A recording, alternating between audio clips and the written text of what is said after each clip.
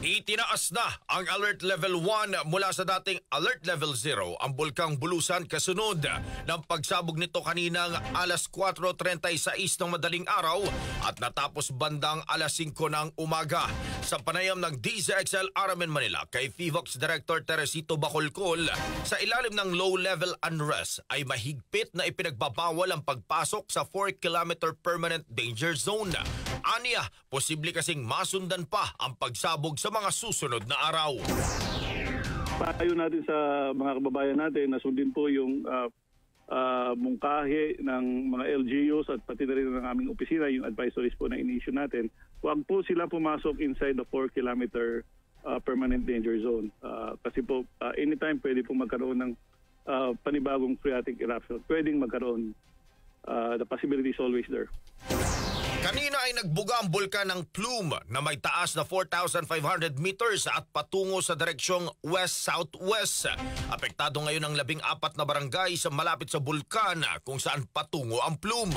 Samantala, nilinaw naman ni Bacolcol na walang kinalaman ang pagsabog ng bulkang Canlaon na nasa ngayon ay nakataas sa Alert Level 3 sa pag-alboruto ng Bulkang Bulusan. Meron tayong 24 active volcanoes, so there is always this possibility na dalawa or tatlo pwedeng simultaneous yung pag-erupt. Mayon Volcano, we're also closely watching Mayon Volcano, pero right now ang Mayon Volcano ay nasa alert level 1. Yung Taal Volcano din, we're also closely watching Taal Volcano, and same with Mayon Volcano, nasa alert level 1 din yung Taal Volcano. Hindi rin anya ito nakakapag-trigger ng lindol, lalo na ang pinangangambahang The Big One o ang malakas na lindol na posibleng tumama sa Metro Manila at mga karatig na lalawigan. Magkaiba po yung bulkan sa mga active faults po natin. Kahit isang malakas na lindol, hindi po yan makapag-induce ng The Big One.